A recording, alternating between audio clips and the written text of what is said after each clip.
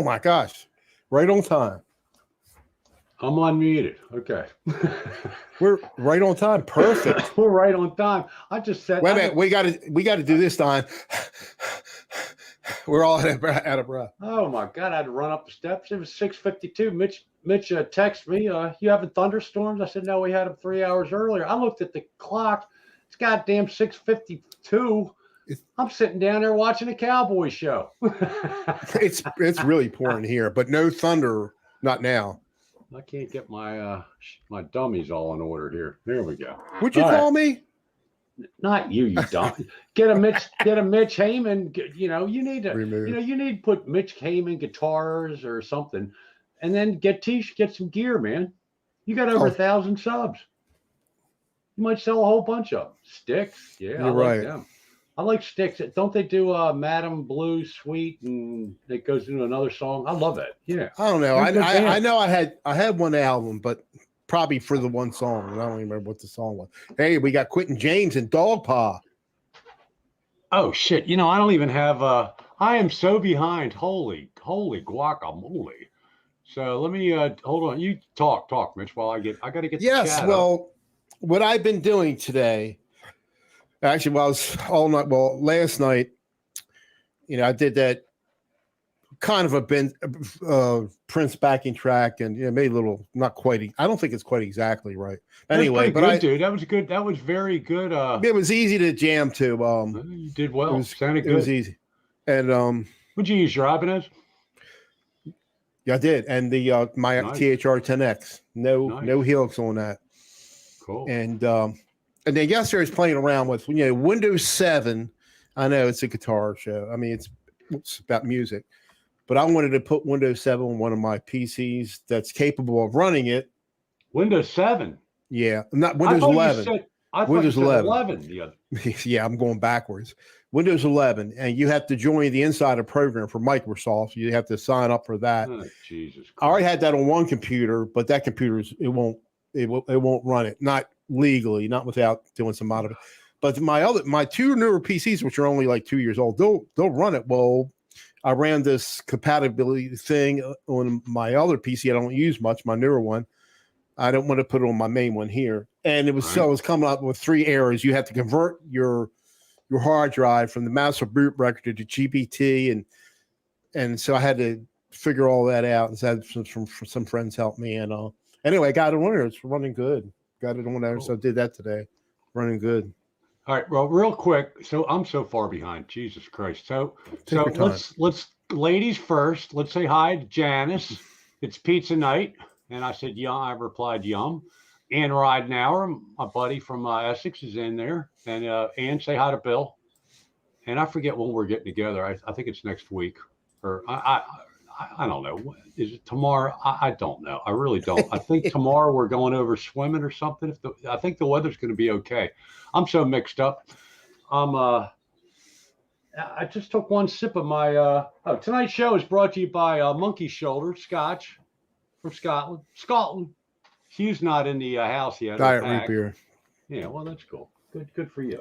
Man, I'll tell you, I'm like, I think we're gonna have both guests tonight, Mitch. Cool. I've got somebody's trying to well, the one I just got a message from. I got a message from the one. He's in the middle of somebody. He thinks he'll be out. I said no worries. So is that the latter one or the early one? The latter one. Oh, okay. Yeah. Okay. Well, the early one I think is definite, and the latter one, he'll get in here sometime. Might be towards the end of the show because different time zone. God, this is the time zone thing. It's very confusing, with YouTube because you got people all over the world and all over the country. So you got this mountain time zone, central time zone. Read the chat, Don. Oh, what? Dog paw. Wolf dog paw. What's he say? Where is he? Refuses to see my camera working. Okay, well, there you go. There's our first guest, if he can make it, is Doc, the dog paw. Everybody wants to see this. You guys are this. I'm so excited. I hope you get it working, Doc. Maybe I thought it was so cool seeing him on Jeff's show the other day, Metalhead show. God. He's like he don't know it, but he's a natural YouTuber. Oh yeah, absolutely. And he looks like Jeff's. I don't know. Is he older or younger, Jeff? I guess he's older than Jeff. He's How old is here. Jeff? Oh, wait a minute. Okay, he is here. Yeah. Oh, bring him in. All right. Yeah, let's just bring him in. Oh my God, he's not wearing a shirt. Oh, wait a minute. TMI. TMI. I thought he had a shirt on. Get him out anyway. That's our guest. I couldn't see. I'm looking. Little skin on his shirt. He's got one on. He's got one on there. Cheers. I thought he had a Anyway, that's our guest. I couldn't see. I'm looking. Little skin on his shirt. He's got one on. He's got one on there. Hit mute. You have to mute. You have to mute the YouTube stream. Give me a minute. Take your time. I'm not ready. All right, mute the YouTube stream. Get him out of here. No, you muted him. All right. Yeah. Where's his? Why? Do you see his picture at the bottom, Mitch? Mm-hmm. Oh, I don't see it. I thought I saw. Oh, that's right. Because You only see it if you're hosting. You won't see it. Okay, so keep your eye on him. And yeah, he's getting. Yeah, I see it. Doc, put your thumbs up when you're ready. He can. Well. Oh. That's All right. So we got Frank C. How you doing, buddy? Frank C. is in Go there. down the list. Do my job for me, Mitch. Go down the list. I'm trying to get oriented here. I'll have another smoke. It'll calm me down. Jesse James is in the house. Really quitting James. Janice and you. Your buddy, Rick Hefner, Epiphonium. Hey, I think I said that right. Rick Hefner. Jesse's guitar. Hey, Jesse. I think I got it all. Daniel Horsley. Daniel Horsley. Hey, Daniel. Woof, woof. Daniel, how you digging that amp, Daniel? And there's Gussie. Gussie just jumped in. There's Gussie. Mark Tanner. Mark Tanner from down under. Hey, Mark, how's it going over there, man? I mean, all right. Are you what? Are you ready? Yeah, bring him in. Mark, we'll talk to you later. Stick around, Mark. I want to ask you some questions about Australia. All right. So the famous dog paw. He knows what he's doing. He's muted. You got him muted, dude. I think I have headphones and I hear you. That's it. Cool. So this is the dog paw. He goes by Doc, and we can only see half of his head. Are you metalhead hippies younger or older brother, dude? Cheers. Just a little coffee, Java. I'm trying to see. I'm his dad. You're his dad. There you go. So you're older. There. This came in the mail today. Oh, this is your buddy Jack Flash. Jack Flash. Yeah, it took me a while to figure it out. He woke me up this morning and said, "Go look in the mail. Don't let the cows get it." Awesome. Awesome.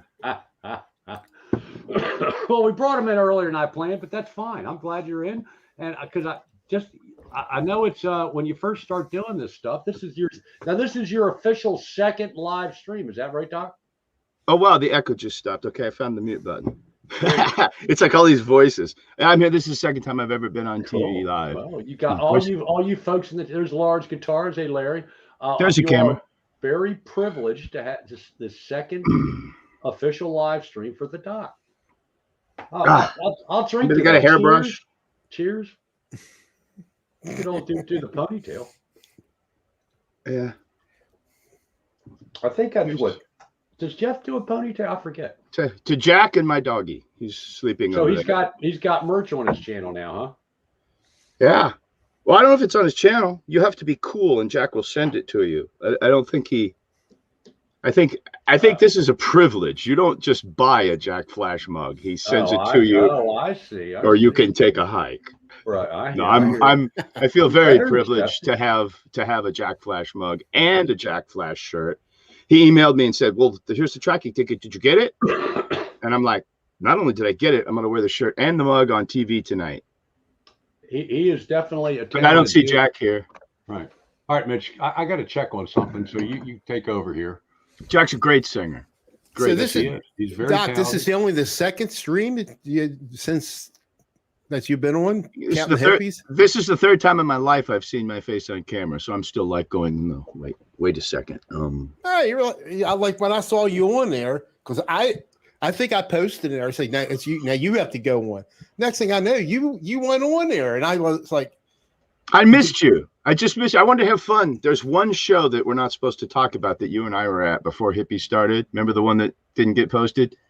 I think. There were like a dozen of us that made it through that. I like to call it the train wreck, but Hippie never comments on it, so I probably shouldn't mention it anymore. Anyway, it was fun. You were the only other one I remember that was there.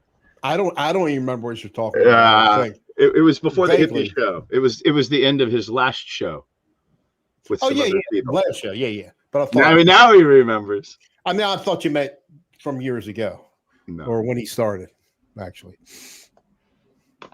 But okay, I had to do something. So anyway, hey, I just wanted to make sure that I did. I hope we all checked out those videos, and Mitch had put them in the link. If you haven't, go back and look at the rerun from last week. You don't have to watch it. They're in the. If you look in the comments, and look in the comments. And Mitch put a copy to all the links. And Doc, you did what the loner, Gary Moore last week. That was good, dude. That was excellent. It took me 6 months to have the nerve to post it, but it took me like all of 15 minutes to record it. Yeah, I mean, you can tell the pretender guitar players from the real guitar players. Yeah, I mean, I'm the pretender. Doc's the real deal. Yeah, well, we're all pretenders for the most part. Dude, you're very proficient. That's my favorite word about guitarists that can play. I see the man himself. Everybody say hi to Jack Flash. Hey, Jack. Hey, Jack. What's happening? Welcome to Flash is in the chat. Welcome to the stream. My buddy. He hasn't seen me in like 10, 12 years. I haven't seen him in 12 years. He won't even send me a picture. I don't know what he looks like. That's all right. He knows what you look like now. Yes, he does. Watching the live stream. I look like I do in high school. I looked like this in high school. This was just like probably the beard part was thinner and the hair wasn't as gray, and it probably came down a little farther, but it's always been thin up here. There's always been a blonde streak right here since I was a little kid. And it's getting gray, and there's still the little blonde piece in the middle, sort of. But okay, now on my thing, Doc sounds good.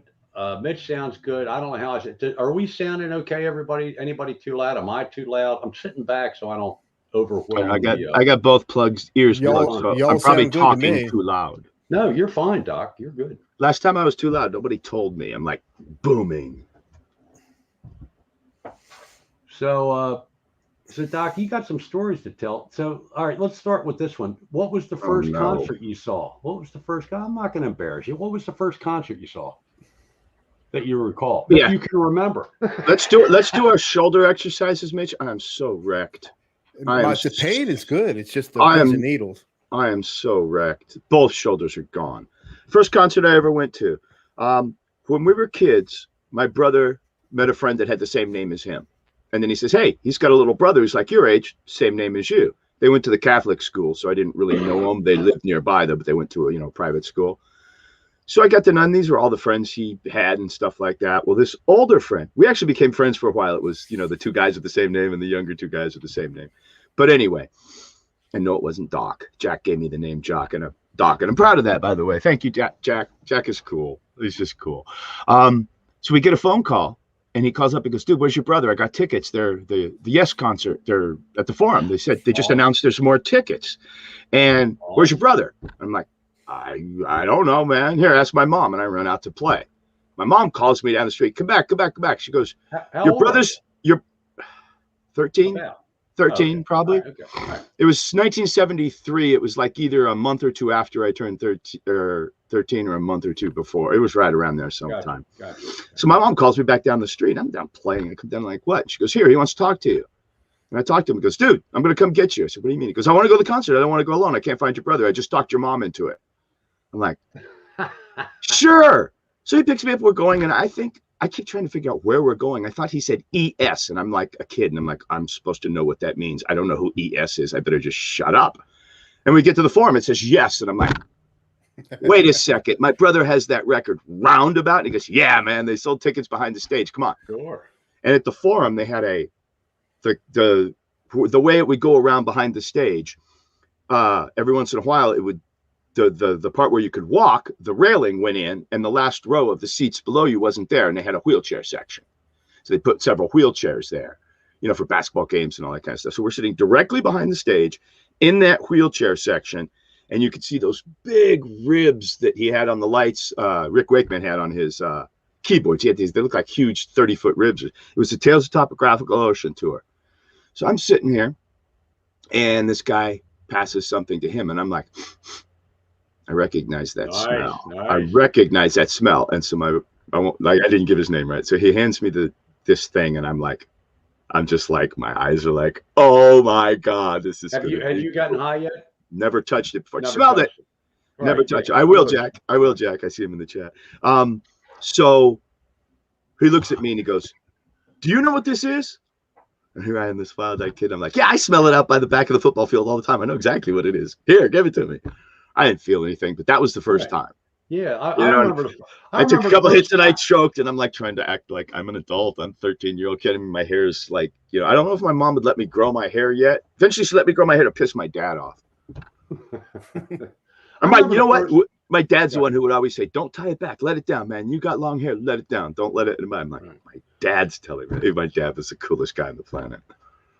I was a jock growing up, and we'd have these field parties at night on Friday, Saturday night. I'm talking, anywhere from 8th to 10th grade. It's probably around 10th grade, 10th, 11th grade, in between 10th and 11th grade. So this is like right time frame you're talking about, 73, about 72, 73.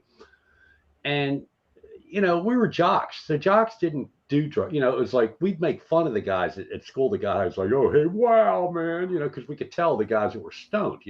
We didn't think it was cool. But I remember one time and one guy pulls out a joint and it's like, "All right, let me try this shit. Doesn't smell that bad. What is this bullshit?" I just went back drinking my Budweiser. So it wasn't until my buddies, or the next year, my buddy's brother came back from the Marines, and he had opiated hash, and we smoked. We got a buzz, and we cleaned out the house. But anyway, so getting back to yes. So is that cool? And you knew rock and roll. You were yeah, and I knew Roundabout because my brother had the record, and right after that, he didn't really like Deep Purple, so he gave me Made in Japan. You didn't like Deep Purple? I have three original versions of Made in Japan where the record is worn out. If you want to know how many times I played that record and how many hours and hours I tried to follow along Ritchie Blackmore. And if I have to say there was one main influence on my guitar, Ritchie Blackmore would be number one. Well, good for you, because I remember very good influence. I remember back around '88. I said, I like Space Trucking and Lazy. They're my two favorite tunes by Deep Purple. I mean, I like Smoke on the Wood. Who doesn't? Well, some people are sick of it, but I love Smoke on the Wood. But Lazy and Space Trucking, I said, I got to figure out some of his leads. So it wasn't record; it was cassette tape, and you can rewind it. For the record, I wrote Steve Morse and told him he was playing Smoke on the Water wrong. Just to. Is that right? They played Smoke on the Water? Steve Morse in the new Deep Purple. Oh, right. He filled it. I'll get this out of the way real quick, okay? After that, I went to the California Jam, and then I saw Chicago and Santana from like 5 feet away. I'm still 14.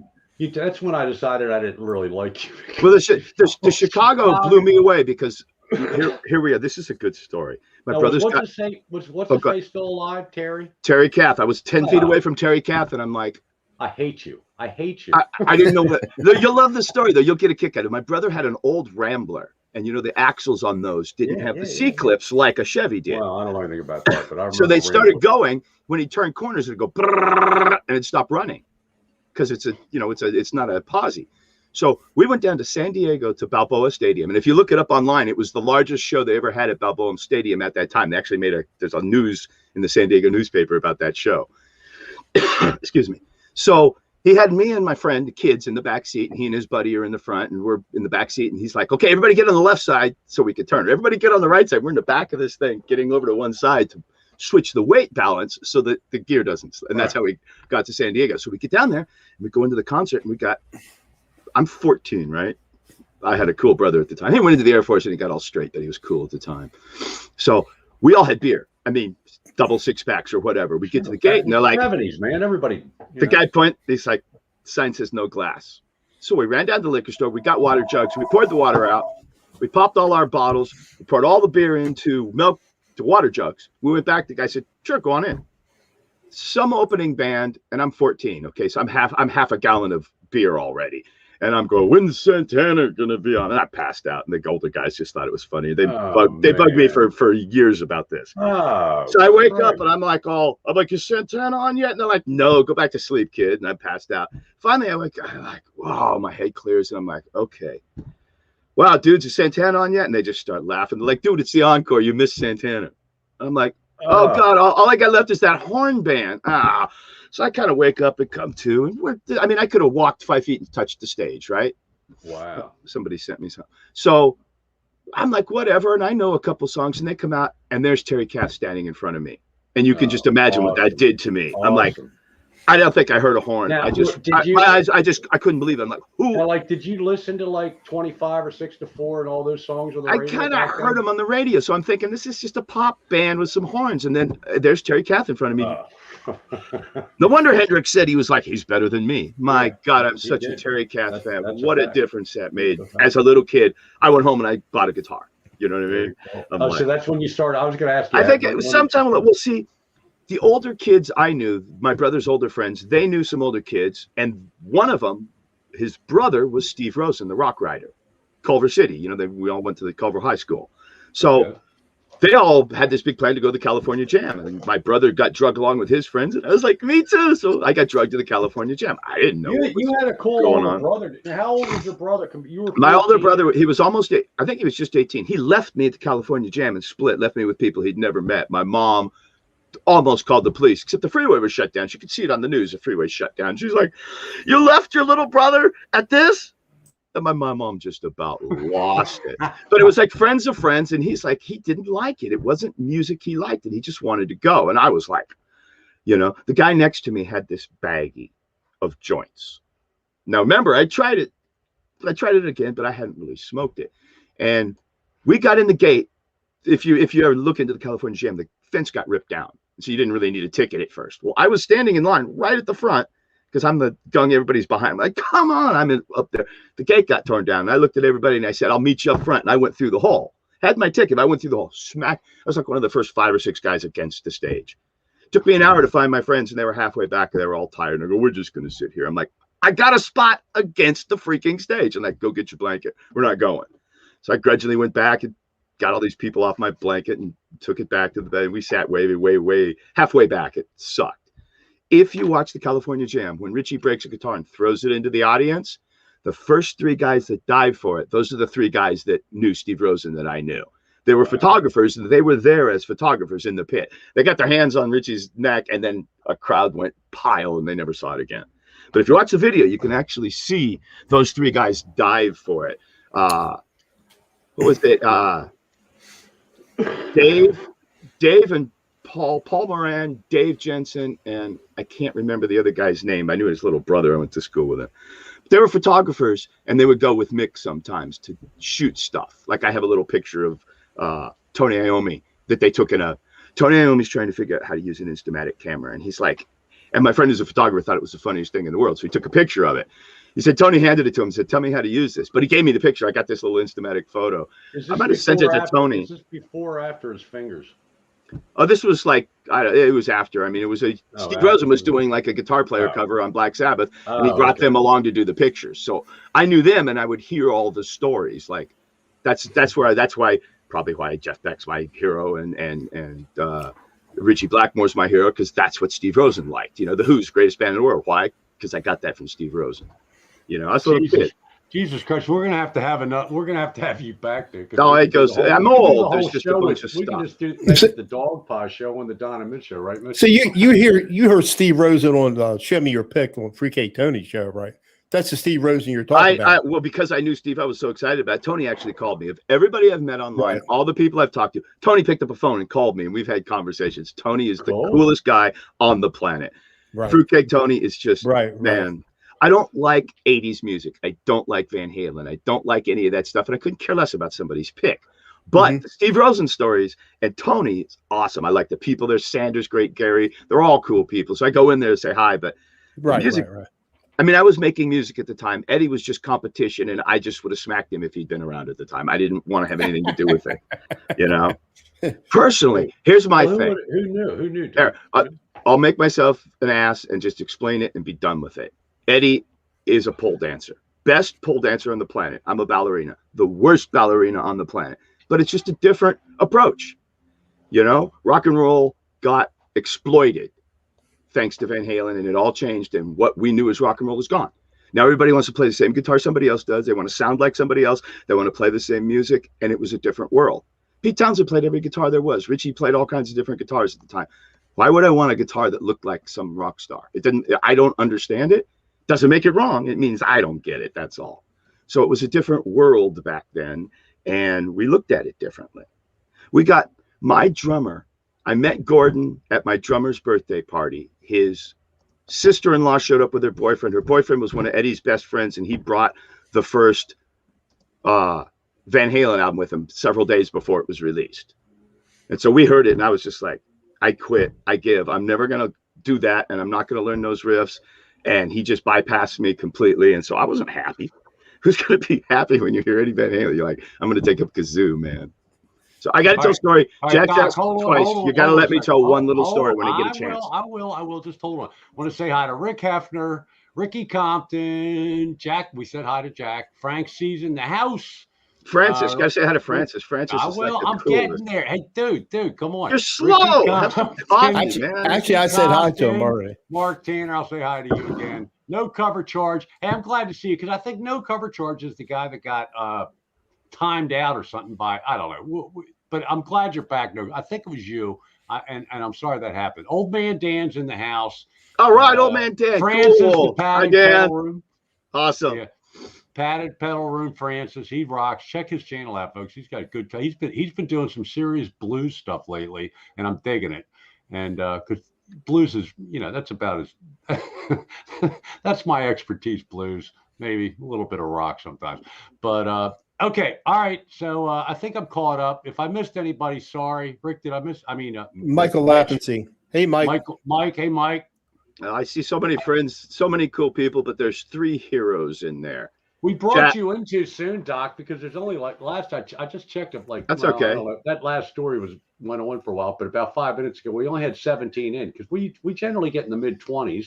Sometimes that's why I told you to put my name in the title because it's still early. We'll get a lot. We should have if we'd have put your name in your title, we probably had more. But we'll have you. We're definitely. I see Janice. Janice is so cool. I dig Janice. Janice rocks. Oh, Janice says I got 6 jams tonight, but not in the mood. What?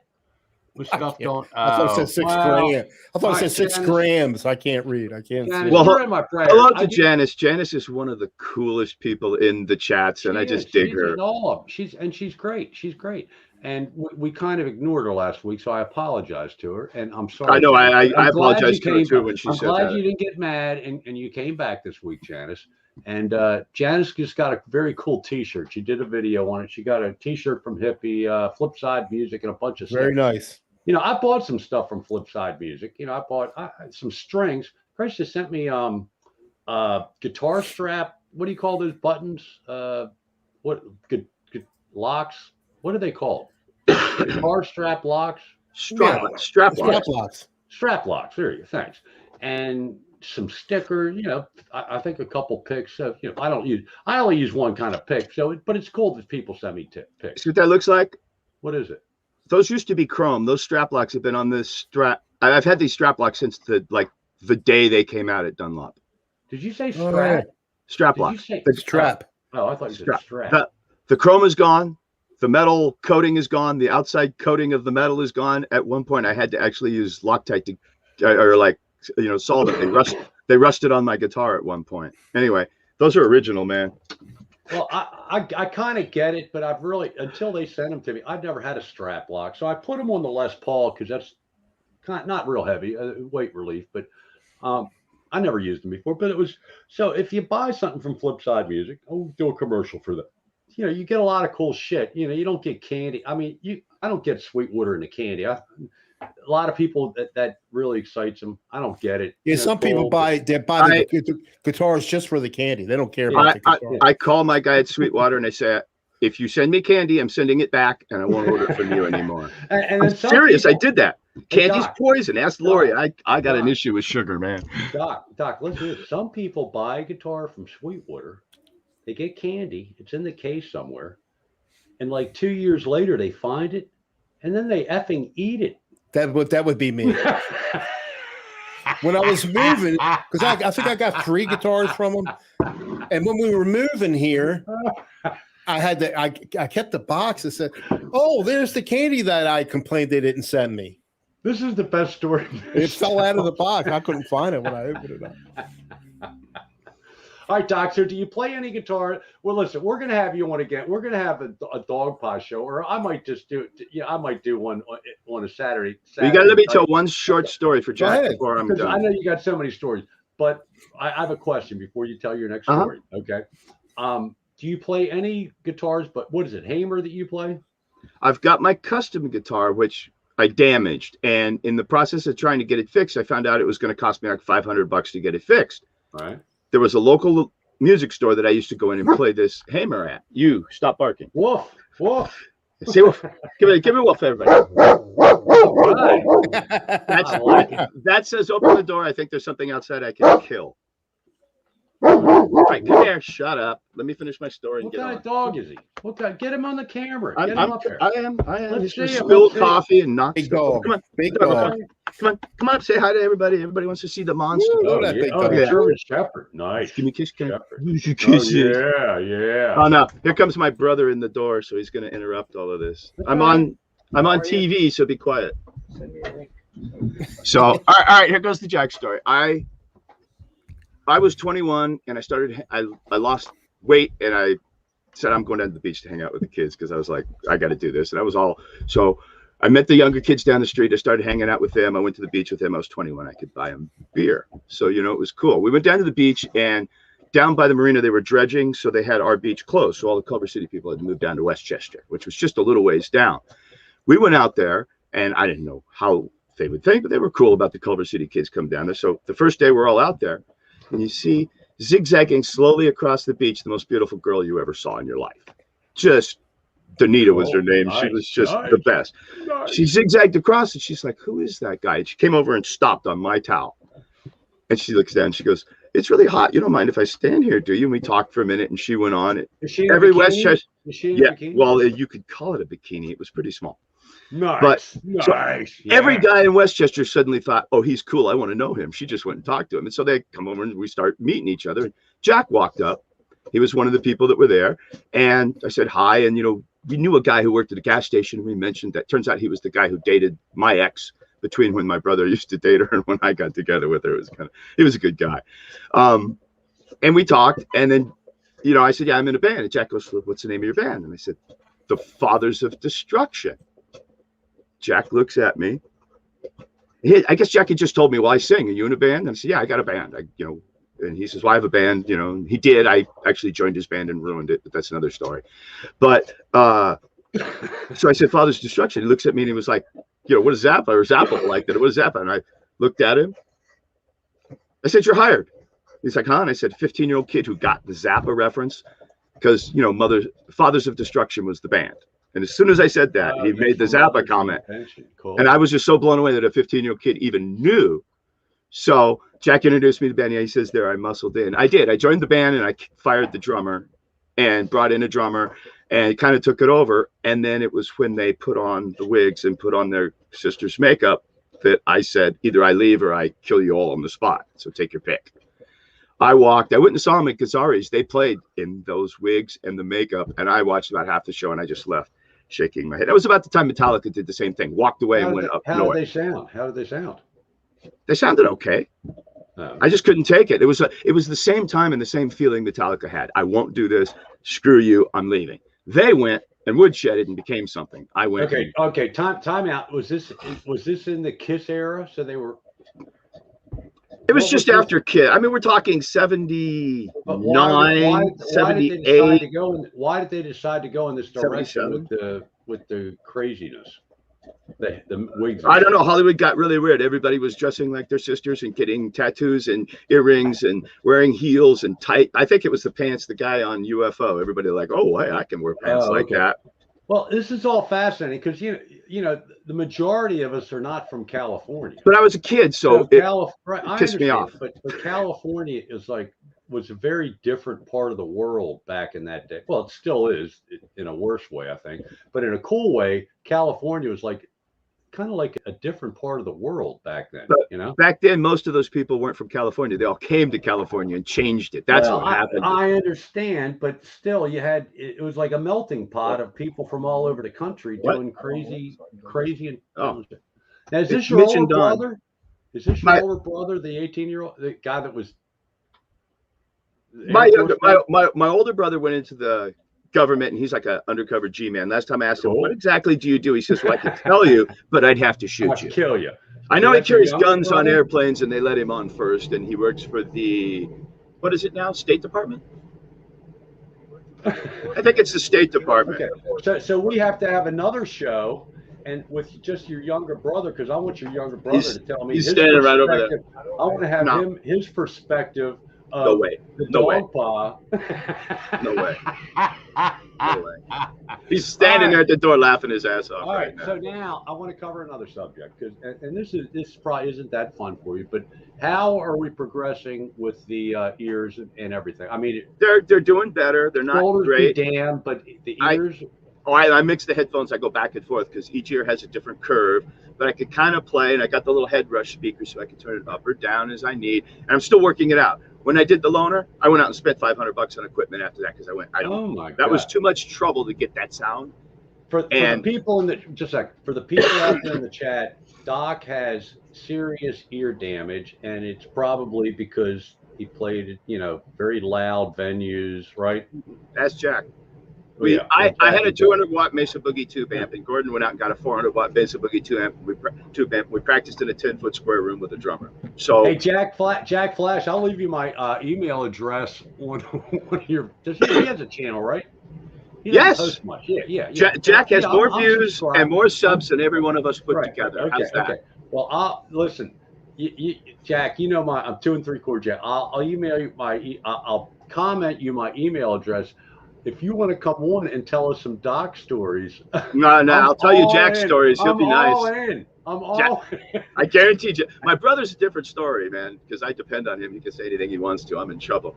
Jack and I will trade stories. I know he'll behave because I won't if he doesn't. Mitch, why are you muted, dude? So I'm not worried about it. Mitch, why are you muted? Unmute yourself. I don't want to sneeze or cough or. I'm coughing. There's like a mute button. When I cough, I can hit a button, right? Yeah, you'll see on a picture on the bottom. So my brother just grabbed the link and he's running back to the house, so he's going to chat and type a bunch of crap about me now. Hey, you get in the chat. Here's Chuck Finley. Let's hold on a second. Spencer Cron's in the house. Chuck Finley. Hey everybody. Just a second. I got to go to another window here. 20. All right. Now we're up to 25. Now we're in Don and Mitch land. This is our This is where we're happening. We got 25 people watching. So let me see if we missed any questions in the chat. I probably won't find them, but wanted to sing with. Okay, we have a lot of chat going on while we're talking, which is fine. That's what the chat's all about. Came up because all right. So I don't think we're missing a lot of woofs. So everybody's saying woof to you, Doc. Well, woof and woof to Dargo. That's it. What does woof mean? I'm like, well, he says it when he's mad and he says it when he's happy. So you'd have to ask the dog, but I know when he kisses me, he says woof. So what's his name? Dargo. Here, I'll type it in. Dargo? Dargo? What's that all about? He's a character from a sci-fi show called Farscape, and if you haven't seen it, it's the best show in the world. From the movie. He's a Luxon warrior, a gentle giant who occasionally has hyper rage. It's so perfect, it's not funny.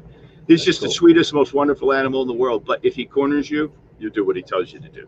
Now, is he all shepherd or is he a mix? Pure German line shepherds. His grandpa was a famous breeder, like one of the most famous breeders out there.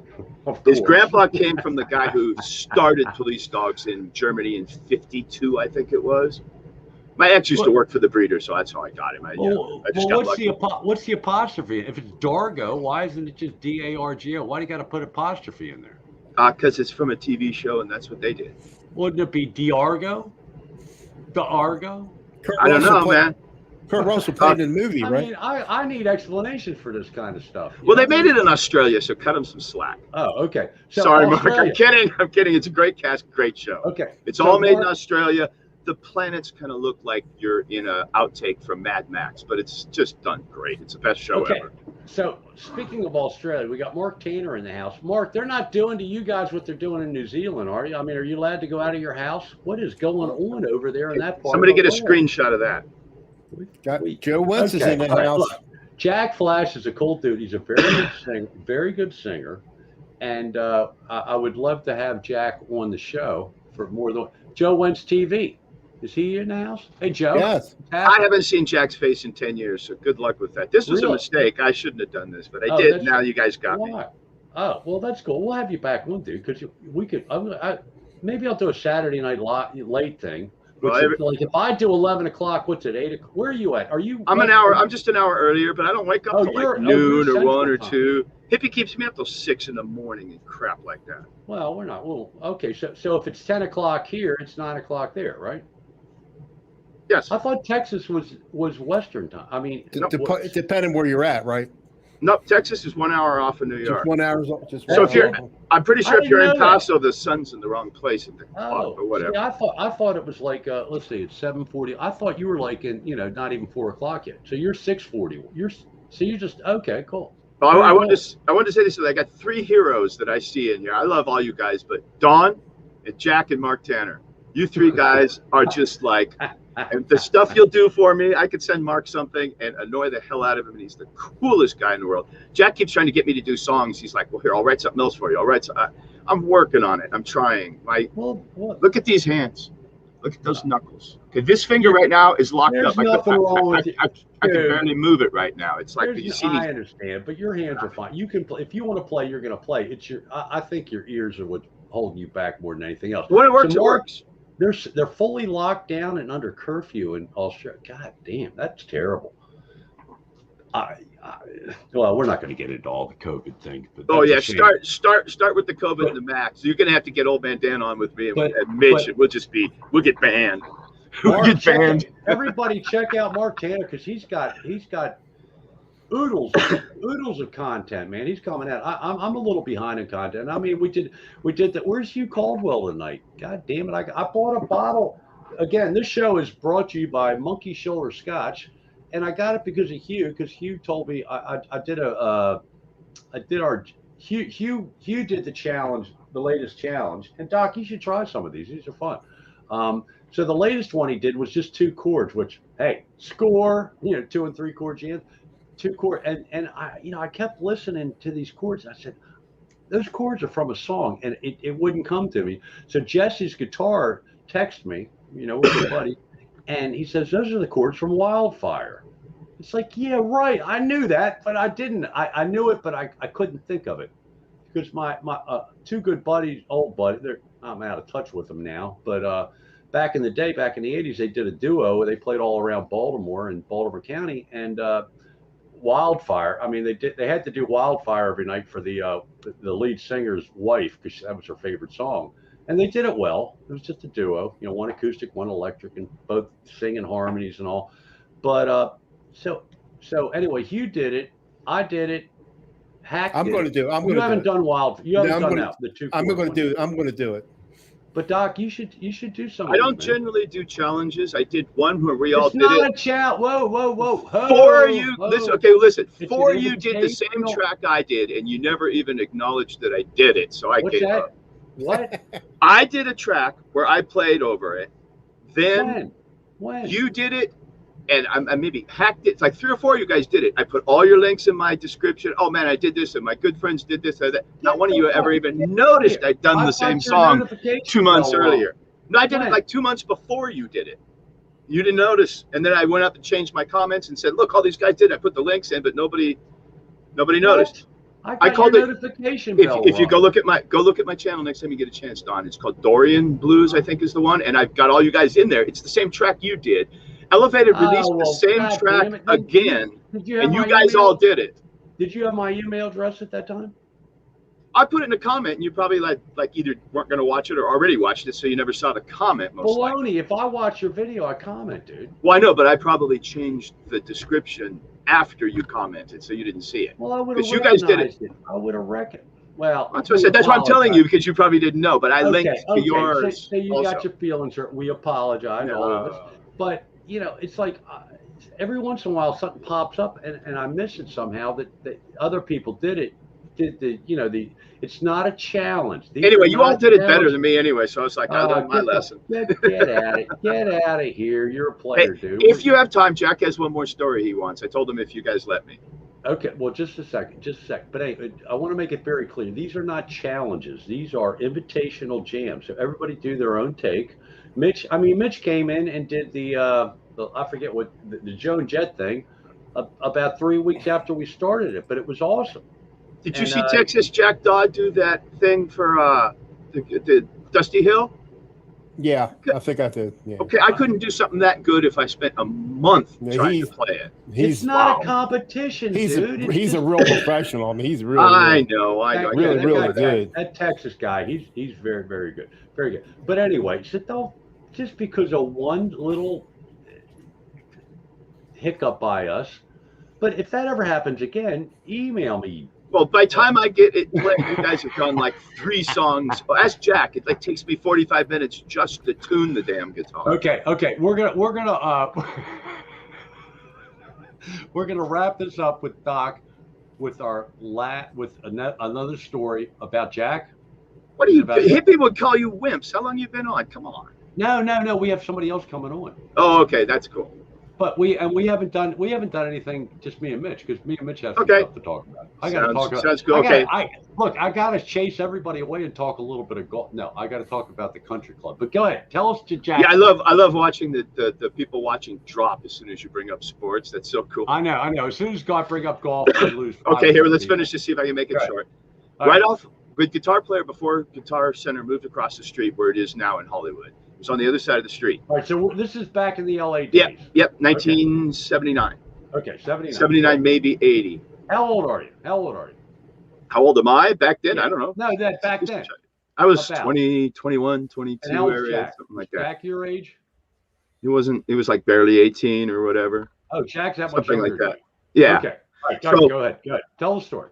We had changed bass players and drummers. So it was the drummer that was on No Foolin' and a different bass player, the guy that connected us all to the Santa Monica people and, Suicidal Tendencies. And we got to know all those guys through him. Very cool.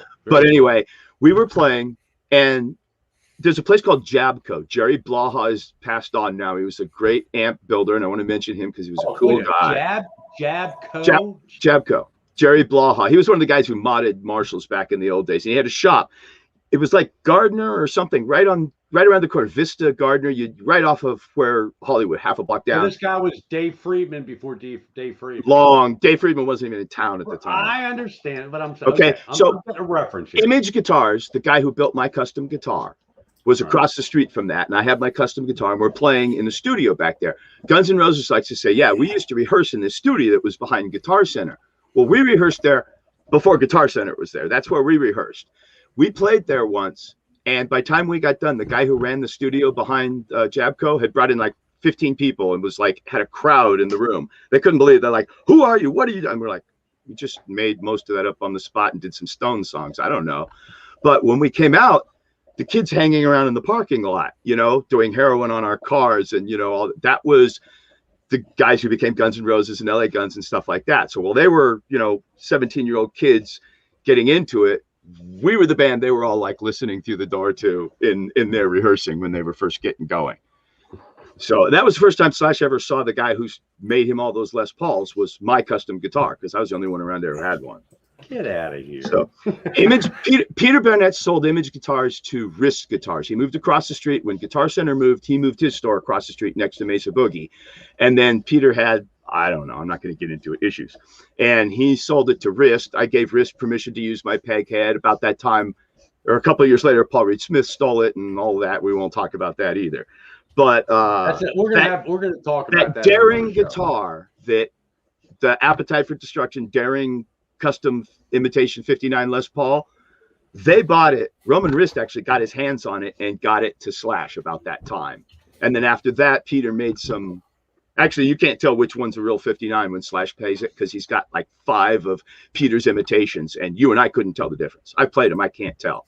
That's why I had Peter make me a custom guitar. I paid one of the 59s and I went, feels like a Les Paul. Who cares? Make me something that works. And I passed up for about 10 grand, which I probably would have had to borrow money from Jack or something, but I passed it up. I think that's the first actual 59 that Slash ended up buying, and I think it's worth about $2 million today or something. Get the fuck out of here. Peter told me I could probably get it for $7,500. I'm like, well, you'll build me a guitar for $1,000. To hell with that. I don't like Les Pauls. All right, stop a second. So what's Oops. wrong with your custom guitar?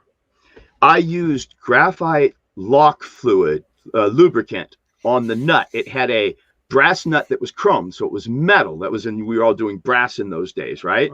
And Peter had handmade this nut. Well, it would stick. It had a tremolo, so I would put the lock fluid on. Well, it dripped you're down. A tremolo guy. You're a tremolo guy? The fingerboard right at the nut has peeled up. It's like, so I went to have it fixed. I said, we got to soak it in, heat it, take the fingerboard off. It's going to cost $600. Nowadays, it'll cost $600 just to do the freaking fret job afterwards. So I'm looking at $1,200 or so just to get it fixed. Texas Jackdaw told me a place that I'm going to see about getting it done soon. So we'll see. Okay. Hey, do you know this guy? Welcome to, I don't know, is it Misophonia? Who is that? Yeah, that is the coolest young brother anybody on the face of the earth could have. Welcome to the show, dude.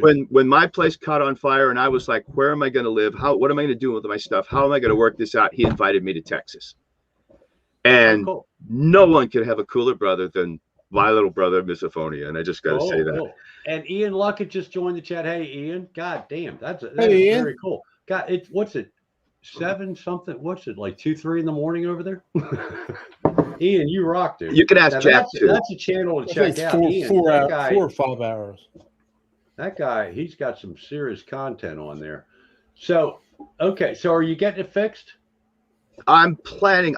Here's what I'm going to do. I bought the Atma and I got it in the Mesa cab clone now. So what I think I'm going to do is get tubes in and get the basement fixed up. I got the 4-ohm Mesa cab clone on purpose so I could get my basement into it. Once I get the basement back into it, if everything's good, which it probably will, because that's like the most god-awful amp you ever saw, then I'll probably sell the Atma and then I'll put that into the guitar to fix it. So okay, I got a question for you. Now you just said fingerboard, and I've noticed some other people say fingerboard, some people say fretboards, and I'm going somewhere with this. So I just want to ask you, why do you call it a fingerboard? Because I come from long before I played guitar. I started on a violin and there were no frets on it. So fingerboard. So the thing that got, and I've put this in my about on my channel, is what got me into this whole YouTube realm of, which is a very cool world, and it's basically my life other than my wife and my dog, was Scott Grove. And Scott Grove had this when Scott Grove was the man, when he was the man, he ran it. He did a rant about, it's a fingerboard, not a fretboard. And I had just agreed with Scott Grove. Here, there's an emoji for this. Well, there's nothing wrong with Scott Grove. There is some things wrong with him. But Scott Grove is 80% absolutely right and 20% batshit crazy. I agree with you. I don't know about the 12. I go 90-10, but that's just me. We all have it's a subjective thing, so we're not going to see. That's just it. A lot of it's opinion. But here's the thing, and I would love to see Scott Grove. And one of my bucket list in my life is to do a cross country trip and somehow see him, because I would like to see him in person, because he's the guy that started me on this whole YouTube journey. But the thing is I understand his point, and other people saying it's a fingerboard, okay, because your fingers are on the board. However, it is a board, right? Nobody's arguing that the guitar has a board that your fingers touch. They touch the fingers. So it's definitely a fingerboard. However, the board has how many frets? 22, 24 frets on it. It is also a fretboard because it's a board with frets on it. You cannot look. I don't care. You can be a PhD. You can be from MIT. You can be from Stanford. You can be from whatever is the most technical educational institute in the world. You cannot argue the fact that it is a board that has frets on it. Thus, it is a fretboard. It may be a fingerboard also, but it's just as much a fretboard as. What if my next guitar doesn't have any frets on it? What's that called? Well, then it's a fingerboard. Okay, Don, my brother would say you're acting like me right now. What's that? My brother would say you're acting like me right now. Who cares what it's called? It's that wooden thing. Well, usually wooden, sometimes formica, depending. It's that thing you play on. Who cares what you call it? I think it's one of the It's few from now on, it's going to be called the Dawn board. And I'm gonna... I like that. But what I think it's one of the few arguments that you can make a case both ways, but either way is right. There's no right or wrong, whether it's you say fretboard or fingerboard. What do you think? That defines music. There's no right or wrong. My wife wants to know what I did with the iron board. Oh, well, go. Well, that's important. Deal with the iron board. It's a joke to play in with what's going on. I had to get that in there. Oh, Mitch. Sorry, Mitch isn't taking that. Okay. Well, anybody new in the chat? We got Larry. We got PJ Kobe's in there. Hi, PJ. PJ Kobe. Francis, Mark. Is Ian, Larry. PJ Kobe's got some serious shit on his yes. shit. Some of those guys are so good. I watch it and I'm like, why do I bother? But it's like none of us are rock stars. None of us did it. This is us bothering. We know we're not as good as Brian Spalding comes on and I'm like, oh my God. Just don't make me follow him or Hetriani or Mr. Please. But we're all there because we know we're not rock stars. That's why we're here. We're all cool. Doc, it's all subjective as to who plays what better. If you're into metal, Hetriani is one of the greatest, and Hetriani can play anything. The guy's phenomenal. Him and Jimmy Meet Science should do a collaboration because they're probably of the smaller community from the hippie on out, Hack, Dave's guitar. If those two guys played at once, it'd affect the time-space continuum, I'm telling you. Dave Levin, Hetriani, Jimmy Guitar, all these guys are like, they can, and I'm leaving some people out, but some people are a little bit faster than others. However, that's a subjective Melanie thing. That's subjective. Do you like that better, or do you like exactly? So you're right in there, dude. I like the Dawn board. It's subjective, and that's cool with me. But the thing is you can play with any of them, Doc. So don't short yourself. Mitch, I sent you a text. Did you get it? Oh. In fits and spurts, I can do stuff I don't even understand. But on a non-stop, okay, let's play for 45 minutes. I'm going to trip or fall or hurt myself or something. I'm just old. It doesn't, I can't do 3 hours anymore. The ears will be gone. The fingers will be gone. I understand. It's not that I can't do it, but it's in little pieces. 45 minutes, I can play E minor to A, like Down by the River. I can play that for 45 minutes easy. Like Gary, whenever Misophonia, whenever Mr. Rock comes on, Gary will say the same thing as me. It's like, I can do 8 bars perfect. How do you do like 72 bars in a row? You can watch Cadence Blues. That's me faking it for 10 minutes. You just keep playing. Almost, You'll come up with something. Well, yeah, but not like just sit down and turn it on and play like for 10 minutes perfect. Who does that? Not me. It sounds pretty good to me. But like I said, you can listen to Cadence Blues. That's me faking it. I have no idea what's going on, and I'm just faking it. There's some mistakes, and I kind of go off. Mr. Rock, when he sits down, he goes, no, really, I'm not a robot. I play it 4 or 5 times before I record it, and I'm like, yeah, sure. You're not even awake. Just play the mandolin, buddy.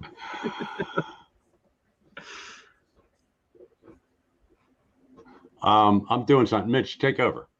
PJ Kobe, awesome player, man. He is. He's good.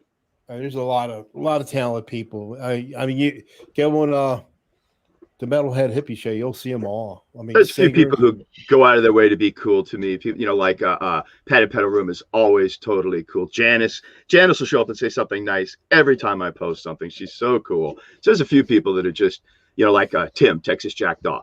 Mark Tanner. If you put a song, Mark too, you put a song up on Hippie Show, and before it's done, Texas Jackdaw's gone to your site along with Andy Dion and Francis, and they've commented. These guys are so cool. I can't keep up with all of this. It's just a wonderful place out there. I just love the way, like Mark Tanner sing it. It's like a throwback. It's like you don't hear people doing that anymore, like he does. Yeah, I found the mute button. Okay, you found the all right. I just did something. Well, don't pan down. We're good. No. I just had to. Once you click out of like streaming, if you're doing a stream, and you're in the stream, and if you click out of the stream for a second, you lose the pop-up chat. Doc, you probably don't know how to do this. It just goes down. I got two monitors going, so I got the chat in sync. Oh, okay. Well, you can put the pop-up chat on StreamYard, but it's complicated and it's a pain in the ass if you. I don't even know how. So I didn't either, but Mitch is the guru, and Mitch is my my sensei when it comes to anything on the computer. So when I get stuck, I call Mitch. Then I go to, what do we do? What is it? Link? What's Team Viewer? Team Viewer. I and remote he comes into my his PC. computer and shows. And It's free for non-commercial use only. It's very cool. So if any of you people out there, if you have problems with your computer and all, I mean, look, now I got to be honest. I'll tell you a little story here. When I just met Mitch, from the chat, we're both from Maryland originally. And he said, I can come in and fix your computer. I said, well, I don't know this guy that well. Do I really want him in my computer? Like maybe 2 years ago or something. This is a long time ago. Yeah. But eventually I got over it. And I said, get in here and help me, God damn it. Because he was trying to help me with Reaper and OBS and all this stuff. And so he's in my computer and his mouth he's doing all, it's like, I'm still lost, but I kind of learned some of it. So, yeah, I got Windows 11. Jesse, Windows I 11 just sent you a link, and I need you to respond. Hey, there's a guitar hack. Hey, Hack. Late, but that's okay. You missed Hey, guitar hack. Hi. Hey, guitar hack. You got to watch the replay. You got to let me say wonderful things about Guitar stories. Hack, man. What's that? Guitar Hack is the reason I put up my first live thing. I put up a couple songs, and he talked me into it. He's like, dude, I'm a hack. Look what I put up. And I'm like, right. I don't do that good. And he's like, do it. We'll watch it. We don't care. And but it was Guitar Hack who gave me the courage to put something up. Well, I'll be honest with you, Doc. I'm so glad he's just an amazing guy in this community. Doc, he's glad. Like into Kiss, and I make bad Kiss jokes, and I apologize for that. But Hack is just the coolest guy. He's used to it. But he's just amazing. Quentin James is a big Kiss fan in here. Right. Quentin's one of my heroes, man, and I still haven't figured out whether Quentin just has fun with me or he really hates me. I'm not quite sure, but I put a comment in my last video saying Emmett and Todd are in my video. I tried to tell Quentin that if you watch that the loner, there's birds flying around. I put those in for Quentin, and I still, it's just all for. It was Quentin's cool. I like him. He's a good guy. 6-string Brian. Hey, Brian. Hey, 6-string Brian. Brian Cote. Brian, when are you coming back on? When are you going to start? My Quentin look. Oh dear Lord! Hey, there's Mitch Heyman. Hey, Quentin James. Yeah, I think it's funny. Jesse, I just sent you a text, God damn it, and an email. Check your email, Jesse. Don, I'm not Jesse. I got it. No, but I'm only kidding. No, I'm kidding. All right, Doc, we're getting ready to boot you, but I will be in touch with you by email because we're gonna. I want some more concert stories, and you got some stories to tell. Let me say one thing before I go. Don is one of the coolest people out there. He's helped me out. He helps people out. He don't want anybody talking about it. He's a nice guy. If you got a problem, call him, write him. Don does a lot more behind the scenes than anybody knows, and he's one of the coolest guys in this community. And I just want to thank him for everything he's done for me. You're welcome. You're welcome, dude. You're dude. He and Mark Tanner reach out to help people, and it's freaking amazing. They've both just done awesome stuff for me. Well, okay, all right. I've got a quick sunburn, so thanks for that, Doc. So listen, listen. You got my email, right? So send my email to Jack. Tell Jack to email me. I want to email him, and I'll do that. He can come on and put a mask over his face. That would be so cool. A hockey mask. Jason. He could be Jason Jack. I owe Hippie some other T-shirts, but I figured I forgot to put a shirt on last time, and sorry Hippie for the T-shirts I won from you. I'll wear them next time. I promise. Jeff will get over. Jeff's a good guy. He'll get over. Trust me. My liege lord, Hippie. Jeff is one of the nicest guys on YouTube. So anyway, all right, Doc. All right, take care, man. It's nice to see you here. We love you to death for coming on and showing your face. It takes balls when you haven't done it. This is a new. This is weird, for you, right? Who is that guy? Looks like my dad with hair. It's just weird. I got to tell you, when I watched the replay hippie show when you were on that one night with Chris, there must have been 20 fucking people on there. I was like, oh my God, that's Doc. I had you pictured. Let me tell you, I got to tell you this. I had you pictured as a like, oh no, not a preppy guy, but I had you pictured completely fucking different. Well, if you had watched, I said, that's Doc. If you had watched Katie's Blues to the end, there's actually a picture of me jamming with pro guitar player Robbie Duran. You guys should look him up. All right. Cool. You ever hear of a Bostix? It's a Boston Sticks copy band. He's the lead guitar player in that. Baddest ass guitar player in the world. Getting on stage with him was like the top of my career, man. Cool. All right. Well, look. All right. Bye, everybody. Y'all take care. I'll be in the chat. Right. And thanks for coming on, Dog Pop. Thanks, Doc. That's Dog Pop the Doc. okay, turn me off. Oh, wrong one. There you go. Okay. So, Mitch, how's the shoulder, man? Oh, shoulder's doing really good. The only problem, just the pins and needles here and there, but there's no pain whatsoever anymore. I went to call yesterday, but then I looked at the text or the email. It's like, oh shit, he's doing therapy right now. Yeah, so is the therapy helping now? Yeah. I'm saying the pain is gone. I just have the pins and needles. That's the only thing that's bothering me right now. But I was working on that thing. I was up to like 4:30 last night, 4:00. Dude, you text me back this morning. Did you get any sleep? I was in bed, but I hadn't fallen asleep yet. Oh, okay. Because I was up. We have somebody else in here, don't you? Oh, yeah, I know. Just hang on. We have a guest that we weren't planning on having. I mean, actually, this is funny. This is embarrassing. I told somebody that we're going to have you on this week, and then I forgot. And then we had, I got Dog Pot, and we had somebody else that was supposed to come on, but he's stuck at work. Different time zones, and he's younger, and he's got to work for a living. And, it's very understandable that he couldn't come on, because we wanted to have somebody on here with gear knowledge and because me and Mitch, we don't have, Mitch, do we have a lot of knowledge? You do. On gear? You do. I don't. No, I don't. I fake it. Yeah, well, so do I. But anyway, I wanted to, so we have somebody else coming on here. So hang around, folks. We have another special guest coming up in about 2 or 3 minutes. But another thing. So anyway, I text Mitch. He texted me, I think, something last night, and I texted him back today, answered it. I don't know. I'm not sure what it was, or maybe I'm so confused. The monkey shoulder's kicking in. You commented on my video. That's right. I commented on your video. I said, I answer you right. And I answer you right away or something. Or you responded to right away. That's what, because Mitch, hey, check out. You were probably getting ready to go back off. Well, I didn't go until later. I decided to hold off because the weather is goofy around here, man. It's like in the Baltimore metropolitan area. It's like, so I eventually went over. I live on the west side of Baltimore County, and I went over to the east side of Baltimore County to this club that I joined, and I played golf. But there was no rain over there. I played Tuesday and got soaking wet. Okay. So I get back home, and it had rained over here. There was no rain on the east side, but so there's rain everywhere. Like you text me when I'm watching my cowboy show. Are you having thunderstorms? The rifleman. I was knocked out, and it's like, oh my God, it's 8 minutes till showtime, and I was like spaced out.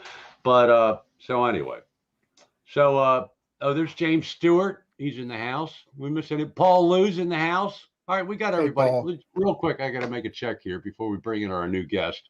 25 watching. Cool. Perfect timing. Okay, so let me bring up the pop-up chat. Here we go. Okay, so without further ado, you got anything else, Mitch? No, let's bring them on.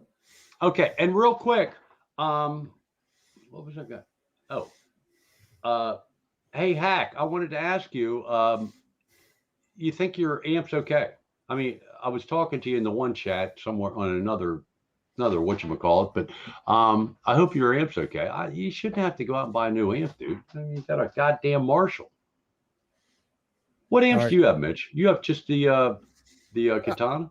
The big one, but then I got the THR-10X, which I used last night, and then I got Is that what you use for the Prince thing?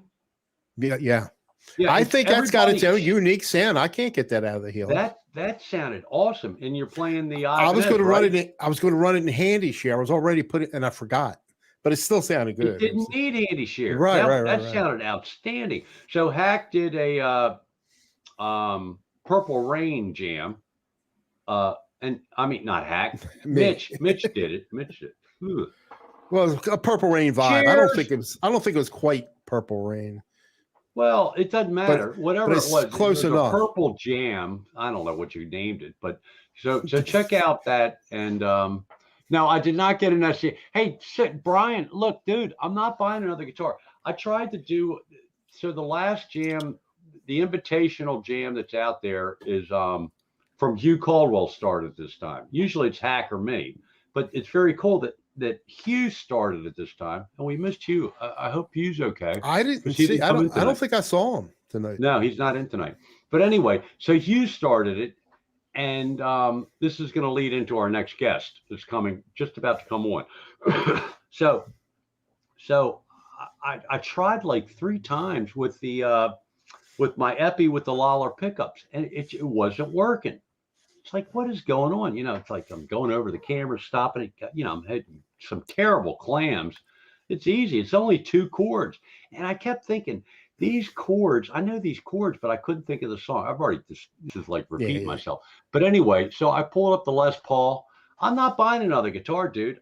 I can get rid of all my guitars except for the Les Paul, and I'm in heaven. It's cool. And if I play around with it enough with the dip switches and all and pull, I can probably get some kind of single coil tones out of it. But anyway, so without further ado, Mitch, you want to bring him on? It's Jesse's guitar. What's up? Hey, Jesse. Glad I'm your backup plan, Don. Yeah, you got to have a backup. So that doesn't sound too good, does it? Well, here's the funny thing is, I had told Jesse, because Jesse's got a cool story. Are you going to tell the story about the parlor thing? Maybe. Okay, maybe. I'll leave names out. So anyway, yeah. So Jesse and me are pretty close. Like me and Mitch are close. And no, put the guitar. But real quick, show that guitar. What is it? Oh, it's a Bullet Strat that I've been modding. Oh, okay. So that sounded good. Sounded really good. Get a black pick guard on that goddamn thing. What's the matter with you? I have one, but it doesn't fit. That's another story. See, that's you can tell a good day. That's how you can tell a good guitar player. Listen to Jesse. Right. All right, put the guitar away. Put the guitar away. No guitar playing on this channel. So anyway, I told Jesse that I was going to have more because he's got a pretty interesting. It's a sad but yet a happy ending, but not story. It's not quite there. But anyway, and I had told him like a week ago, we got to have you on next week. And then 15 minutes later, I completely forgot about it. So then the other day I got all excited because Dogpaw went on the hippie montage. I mean, he didn't do a typical hippie show. He just had like, how many people, Mitch? 7 or 8 people? You were on there for a while, right? Yeah. When I was in there, it might have been 6 or 7. Right. But he was going for hours on end. People were going in and out. In and out. Jeff had all kinds of people on the Metalhead Hippie show. And it's like, there's the Dogpaw. And like, I almost fell out of my chair because I did not picture Doc looking, with the hair. I mean, he looks like Hippie's young brother or older brother. I think, I don't know. I guess I don't know who's older, him or Jeff. I have to email Jeff and find out. But anyway, so it's like, oh, we got to get Jeff on our show. And then there was somebody else. And I started thinking, me and Mitch really don't talk about it a whole much. And nobody wants to hear me talk about the goddamn golf course and the country club I joined. So we had somebody else coming on. Well, he couldn't come on because he's young. He's got a busy schedule. He's a different time zone, blah, blah. And Jesse had said, he texted me today, I can come on tonight. I said, well, Jesse, we have 2 other people on. He said, okay. That's fine, dude. That's fine. No problem. I get it. Yeah, I get it. Your B plan backed out, so you got me. Okay. You're right. So we bring in Jesse's guitar. So anyway, Jesse has a tendency to go after the obscure pedal or the obscure guitar, whether it's electric or acoustic. And tonight we're going to talk a little bit about acoustic guitars. Take it over, Jesse. All right. Well, here's the thing. I'm not mentioning any names. Yeah, let's not do because that's not a good plan. Because I will trash the guy, but you won't. So you're a better person. I mean, here's the thing. Like it's not that simple, you know. So anyway, there's a guy who rebuilds Harmony acoustic guitars, and he's a Harmonies are like from like way back in the I mean, at one time, right? They were the largest guitar manufacturer in the world. Right. They you know, like if you were buying guitars from Sears or Montgomery Ward's in the 50s and 60s, odds are it was made in Chicago by Harmony or K, one or the other. Right. Anyway, I have Sears and Montgomery Ward's and shit, right? Yeah. So I have a special place in my heart for those because, you know, when I started playing, that was about all I could afford. And so I was really keen on getting one done. And so, like if you're going to work with a small time builder, especially on something like that, here are some things to keep in mind. Number one, do not have something sent by a third party. Let me explain. Because, you know, like I have a nice Harmony Sovereign, spruce top, mahogany back and sides, Brazilian rosewood fingerboard. I'm probably going to get that done at some point, but I kind of wanted to see what the guy did. So I got one off Goodwill auction. You know, so for a couple $100, I got one. It looked like it was in pretty decent shape. Now, the thing was, I knew it was the guy rebuilds it from the ground up. So, you know, like I knew it was going to need a neck reset, you know, knew the bridge was probably popping on it. That didn't matter. So, and I thought, you know, and I checked the dude's website out and he was talking about if you want to send it from a third party, make sure you do this, that, and the other. And I was like, okay, cool. So I contacted him, made sure it was okay. Contacted it was out of Cedar Rapids, Iowa or something like that. Contacted them, said, can you change the address up, shipping address up? They said, sure. So I sent the paperwork, a hard copy of the paperwork. I sent an electronic copy of the paperwork. And then, you know, I emailed, hey, did you get my guitar? Just checking. Yeah, we got your guitar. It's in the queue. It should be done around this date. Okay, cool. So, you know, like the thing, and you know it's going to take longer because that's just the way things go, right? Right. So about 2 days after the date, I emailed the guy and I was like, hey, just checking to see what the status is, you know, fully expecting him saying it ain't going to be done. That's cool. That's fine. Don't hear anything. Okay. Send another email. This time I hear something. Oh yeah. Should be another week or two. And the dude sent me pictures, which is really cool. Great way to keep in contact. But the key is you got to send the pictures of the guitar that you bought, like not somebody else's guitar. I'm like, that ain't mine. That ain't my guitar. That ain't mine. Just, and so I send that email. Hey, that ain't mine. And again, thinking, because I saw there was another neck over on the side that kind of looked like the neck on mine. Now, remember, I haven't had my guitar in my hands. I had it sent via third party, right? I got it at an auction, mailed it out, know that all kinds of crazy stuff can happen. Emailed the guy, didn't hear anything. Emailed the guy again, didn't hear anything. This time I called. Dude called me back. And he was like, yeah, I don't know which guitar is yours. That doesn't fill me full of hope. I'm like, well, it should have had my name on it. I know that Goodwill puts an invoice in with the guitar. Yeah, that's not going to help me. Okay. So fortunately, I, you know, had the sent message that I sent with the paperwork in it. And there was a picture of the bottom bout of the guitar. So I texted it to him. An hour later, I get pictures and a message. Good news, your guitar got done just a couple days ago. Gonna ship it out this weekend. Fantastic. Sounds great. This is where it really gets good, folks. So the weekend comes and goes. I figure it probably went out like Monday. So Wednesday, hey, just checking to see if you got a tracking number. That's message 2. Get the tracking number. Okay. Yeah. Tracking numbers are important. Tracking numbers are very important. And he was like, I took a flight out and my car is in the parking lot, and the receipt is in there. Okay.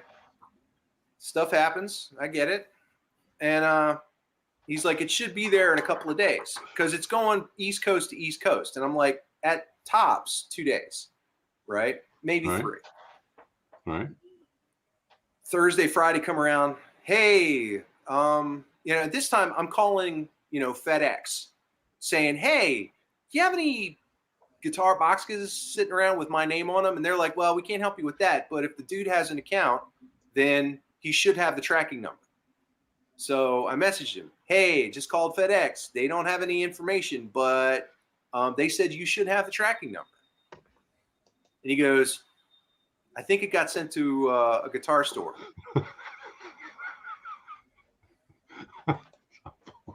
Come again.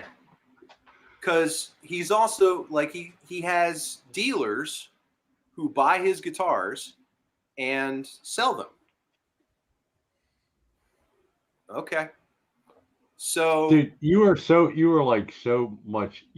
controlled and calm about all this. I would have been dude, you gotta be. I would have been ballistic and saying, you gotta be calm and controlled. Where's my effing guitar? Get your No, dude, you gotta be in control of yourself because here's the thing. It's not the only thing I had going for me, which is advice number 3, pay with PayPal. And do not send it as like money you're sending to your friend or your mother-in-law or any of that shit. Right. Make sure you it's a business. It's protection. You treat it like a business because when stuff goes south or stuff gets funny, you can open a dispute. Right. Which is because the thing was, like, he said that, and I looked up the guitar store online. I found their website, and I found a guitar that looked just like mine. Yeah, I remember that. And I was like, dude, they've got my guitar up for sale. Keep in mind, Jesse's texting me all this stuff, and I'm like losing it. It's like, I want to find this son of a bitch. I want to strangle the guy. And Jesse's like, he's being very calm about the whole thing. Dude, it's like my head's here's exploding. the thing, man. Like, here's the thing. If I start stomping and screaming and yelling and calling people bad names, right, they could just walk. Exactly. You know what I mean? They could walk. Because so the moral of the story is keep cool, calm, and collected until you really know what the outcome's going to be. Absolutely. At this point, you really don't know what the outcome's going to be, right? No, absolutely not. Right. So I called the closest I got to getting pissy was I called the store because he said he was contacting the store. And I was like, all right. And I was like, I called him up and I was like, I think you got my guitar. And they were like, what guitar? And I'm like, this one right here. Where is it on the website? I'm like, it's right here. Oh, that guitar. Oh, we sold that in February of 2020. Like, then what? Can I drop the F-bomb? Is it all right? This is when it's like Twilight Zone. This is Twilight Zone. Then why shit. the fuck is it on your website? If you sold it a year ago, why the fuck is it on your website? Oh, well, see, we got another guitar that's kind of like it. Kinda. And so the thing is, like, and I asked one important question. I was like, do you sell stuff from him on consignment or do you buy it outright? He said, we buy it outright. And I knew I was fucked. All right. Because they'd rather me get my money back from him than them get their money back from him. Right. So it's just like, all right, fine. So I'm hostile at this point. And the thing about PayPal, when you open up a dispute in PayPal, piece of advice number 4, make sure you have documentation. And that includes screenshots of text messages. because I just started screenshotting all my text messages. I don't even know how to accidentally do sent that. one to the guy. I had a problem one time, and I didn't know how to do all that. I wish I did. I showed you one time. Snip, or a couple times. Snippet. Well, Jesse, time out. Mitch, you showed me a lot of things, and how did that go? And you have a print screen. Well, you did it, but you just don't remember. I know, but it's so funny, folks. If you could, if we really need a video sometime of Mitch trying to help me out, because it would almost go well, within the community, it would go viral. But hey, go ahead, Jesse. I'm sorry. So I gotta go anyway, get a cigarette. So continue. Don't let me stop. I'm gonna mute. Go ahead. Go. Okay. So anyway, he goes, and so what ended up happening? I didn't get super upset with the store, which I'm glad, because it turns out that wasn't my guitar after all. He had sent my guitar to somebody else in Oregon, and the dude called him up and was like, "Hey, why'd I get an extra guitar?" And he was like, "Oh, I've been looking for that." So the guy sent it from Oregon back to the East Coast, and then he sent it to me, and then I got it. So it ended well, reasonably well. I ended up getting the guitar. So no one lied to me, okay, and no one stole from me. It's just details got a little fuzzy, So that's it. So, pay with PayPal. Don't be afraid to open a dispute.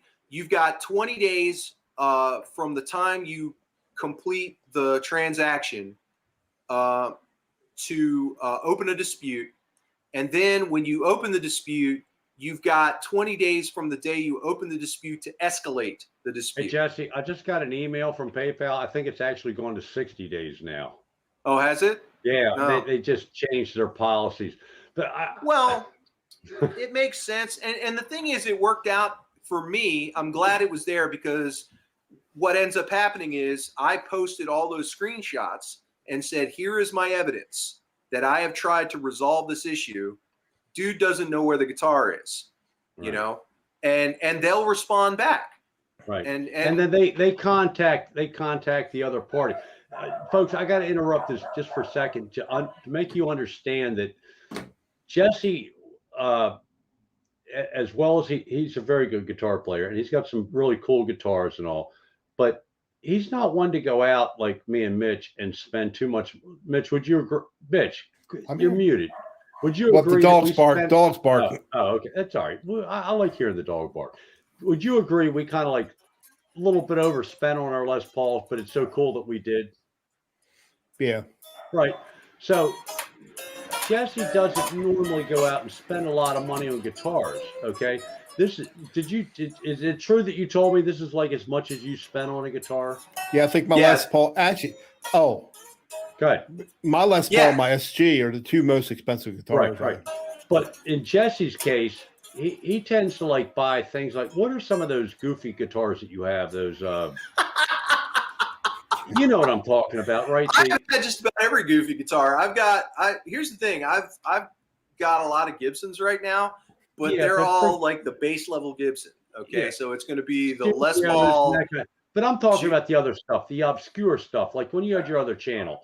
Geez, I don't know. I've had just about everything. Like I've had T-Scos, I've had Ks, I've had Silvertone.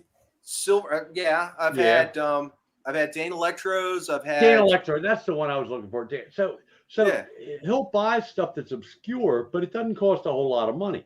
He spent a lot of money on this goddamn parlor guitar, and it's like, he's texting me this, and I'm getting the full play by everything you just heard.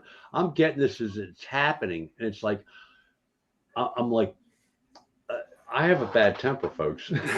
You might not think it because I act like a goof on this show, but I have a temper, and it's like I want to reach through the internet and grab these people and say, "Don't F my buddy." Don't mess with Jesse. Don't mess with Jesse. But anyway. So you got the guitar, it plays okay, but the action's a little high. Is that what you told me? Action's a little high.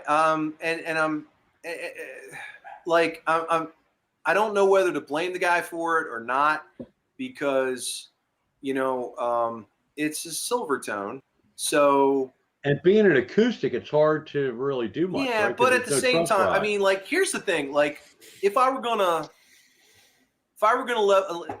the dude is a genius, straight up. Like, the guitar sounds fantastic. Oh, that's really cool. does. That's cool that it sounds good. It sounds fantastic. The action is high, which says to me one of two things. One, he didn't want to put it to, it's easier to lower it. It's not as easy to raise it necessarily. I mean, you got to go out and buy another bridge, but like maybe he left that up to the buyer to set it up to their taste, or that sucks. He wants to see, like maybe it's still kind of setting up. I mean, he completely disassembles it, rebraces it with X bracing, does a neck reset, new frets, new bridge, new nut, new everything, new anything that's not good. Right. And so, like, I don't know the reasoning behind it. I suspect that it might have meant a day of just trying to dial it in, Oh, stop just a second, Jess. Hey, Zach Thong joined us. So, hey, Zach, and if anybody else I missed, or we met Blackjack Guitar Nuts in there, or Blackjack Guitar, he's no longer Blackjack Guitar Nut. But so leading into I'm glad we brought this up. Mitch, when's the last time you played your new D'Angelico? Maybe the other day, a little bit. I found my capo. Oh, cool. So I played a little bit. Hey, folks, this is breaking news. Me and Mitch went out to we met at Guitar Center and went to, I think this is the time that you helped me buy the all right, this is the the Lenovo, right? So we met at Guitar Center. We both bought capos. We looked at some guitars. This was in the middle of the COVID baloney. Yeah. So there wasn't a whole lot to look at Guitar Center. We had fun, but we both bought capos. And then we went to bought me a computer. Okay, Mitch helped me out. Jesse, quit playing your goddamn guitar.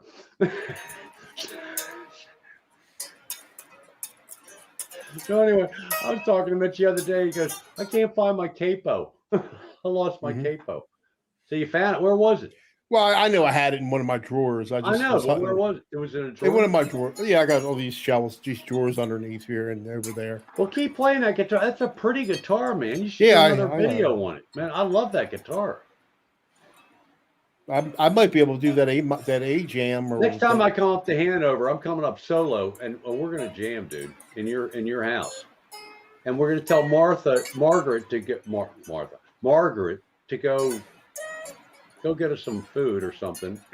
And we're going to crank it. We're going to crank it in the house. Skylar's going to think that it's... Oh, she can't. She's like, we had this thunder today, I mean, she's just like, she just won't follow. She follows me everywhere, shaking and, Hey, Jesse, how come you guys don't have a dog? Can't have one in the park. Oh, really? Is that right? Yep. Wow. That's a good reason. So when are you going to, so what's the game plan with you and Julie? Are you guys like going to when are you going to move from Delaware to Cumberland? Probably not. Probably not going to do that. Really? Yeah. I mean, here's the thing. Like, Julie's from Cumberland, what's holding you up? What's holding you up? What's holding you back? If you talk to her, she'll say, I left for a reason. Okay. All right. You know what I mean? She'd rather not be out in God's country. Like, here's the thing. Like, she'd rather not be out in God's country. I love this city. I freaking love this city. I absolutely love it. But I didn't grow up here. And so, I don't know what it's like growing up here. To her, Delaware was exotic. Delaware, and here's the thing. Think about this. That's cool. That's very cool. Think about the first time you moved out of the house, and think about where you moved to, and think about how special a place that is to you. Because that was the first. Because that was the first time you stood up on your own 2 feet, and you were the one responsible for everything that went wrong, and ain't nobody else going to take the garbage out, and ain't nobody else going to pay the bills, And that's Delaware to her. And I understand that, and I respect that. So I'm so opposite of that. I moved to La Plata, Maryland, and it was like it was in the late 70s, and it was like, oh my God, where am I at? Don, that's where DT lived there, La Plata. In La Plata? Yeah. Get out of here. Oh, cool. Yeah, I have to tell him that. I have a cousin that lives near La Plata. There ain't a whole hell of a lot going on in La Plata right now. So I get that. Let me tell you something. I remember I went to Essex Community College the day of my finals. Okay, this is like I was like 1 week late of transferring into Towson State University back. This is in the 70s, so it wasn't Towson University. It was Towson State College. And I was, folks, you might not believe it, as skinny as I am, but I was a very good football player, and I was a badass MFer, okay? So, but I screwed up my senior year. But I was a week late transferring to Towson. It's like they said, oh, we'd love to have you, but you're a week late. It's like, oh, my world ended. So I went back for another half semester, and I took a full load, and I had the last day of finals, and it's like I'm in my car, and I said, you know what? I'm not ready for any of it. I said, F it. I left there. I went home. I put on a suit. I went to Schnelling and Schnelling, they find you jobs back in the 70s. You didn't have headhunters. You had, I don't know, what do you call them? And they got me a job for 84 Lumber. Went to all these interviews, and they hired me. You had to cut your hair short. In the late 70s, you did not want to look like a Marine, with your hair above the ears and above the collar in the back. And La Plata was like going to a third world country. There's nothing down there. There in the 70s. Now you go down to Waldorf now. This is Southern Maryland, and it's like it's a metropolis. But what's the word? Metropolis. Metropolis. Metropolis. Okay. You got the emphasis on the wrong syllable. Thank you. Clark Kent. Hey, Monkey. Hey, this show is brought to you by Monkey Shoulder, and I'm feeling it. But oh my God! So Julie doesn't want to go back to Cumberland. No, just to visit, just to stay. It's like your vacation. Here's the thing: we That's got like family here. We got property. Some people have a beach property. You have a out mountain in the wilderness. So, hey, Jesse, do you have guns? Do you go out there and hunt and shit? I have guns. I don't go out hunting because, like, freezing my ass off on a cold rock at 4 in the morning. You have guns? Yeah. Get out of here. You're on the other side of the spectrum, political spread. You're not supposed to have guns. Do you remember Lopez from 98 Rock? Yes. The liberal gun nut? Oh, that's the late gun nut. I got guns. I used to love Lopez. The late Lopez. The late great Lopez. I love Lopez, man. He was the coolest liberal that ever lived. He was, yeah. Him and Alan, somebody Christian. Alan Christian. I missed the Alan guy on Fox. Alan and somebody with but hey, we're not going to get into politics. Oh, I thought you meant Alan Christian on BAL. Jesse, when are you going to put a black pickguard on that Strat? I've got a black pickguard on it. This is not that Strat. All right, this is. I know we're not talking about that other Strat. That Strat needs a black pickguard. Well, actually, you know what? I got a mint green one. I'm going to try a mint green one out. Mitch, let me wake you up. So, Mitch, I have that 80s. We don't know if it's 83 or 84 because we're having issues here. Strat, and it's what's that called? Sunburst. Mine? Yeah, I think it is. Yeah, I think it is. I think it is Sunburst. Something like that. Mine. Oh, yours. I don't remember. My Strat. Jesse, hold that up a second. My Strat, I have an 80s Japanese Stratocaster. I paid $199 for it. My buddy got it for me at Sam Ash up in New Jersey, brought it down to me. It's like, cool, but it's like, I'm a humbucker guy, not a single coil. Back then especially, but I'm embracing single coils. But so I wanted a black pickguard, and I talked Jesse into putting a black. Well, I don't know if I talked him into it, but I mentioned how cool it is, and he put a black pickguard on a very cool guitar that he won, and we've already discussed this, but so we can't figure out what year mine is, and he keeps getting me these black pickguards to put on it. I got my Strat downstairs, and the pickups are hanging out and all, and it's like I want the pickguard. I want to play my Strat. But it doesn't fit. It doesn't match up. He took off mine. But anyway, so I think that needs black. So I will have a new Strat. I will be playing the you know what out of my Strat when I get a black pickguard on it because I know it's going to sound cooler just because it looks cooler. Like I'm all about aesthetics. right. I held the pickguard, like I got a pickguard from Chandler, and it matches everywhere except around the bridge. And so all I have to do is like sand out that section, drill 2 new screw holes to match the old pickguard. And the pickguard or my guitar? The pickguard. No, okay. dude. We're not doing anything to your guitar. Okay, cool. That's not a good plan. I'm good with that. Yeah. So it should. It's that's the next thing on my goal was to get this thing functioning. I got this guitar for like $25. What? Somebody gave me a 50. What kind of guitar is it again? It's a Squire. It's a Bullet Squire. That's excellent. So, and you might like, these are GFS little punchers. So they're humbuckers. Who the hell is GFS? Guitar Fetish. They. Oh, okay. Yeah. So. Very cool. They sound I just got it wired up. So it's good? volume, tone, and then this is like 25 dB of boost. So like no boost, 12 dB. Kind of here. Yeah, you can hear it. So I'm dialing it in right now. Did you put them in, or it came with those pickups? No, I put them in. It sound good. It sound good. It took me, God, I don't want it took me freaking forever just because like I was like, well, you know, when in the 2 and 4 position, I'm going to split the coils, and that didn't work out. And then I did some more research, and it's like you don't have to. It still kind of sounds like I still got stuff I got to do to it to kind of dial it in. But it I got it out of storage. I'm gonna set it up. They asked me to teach at the old where I used to teach at, so I'm gonna set up a studio and put that in there. And that way, if something happens to it, it's not. Hey, how's that going? How many students you got? None. So cool. Mitch, where you at? What happened? I'm here. Rubbing my eyes. It's so cool. It like when you talk, it expands the circle. What happened? Right. You have to cough?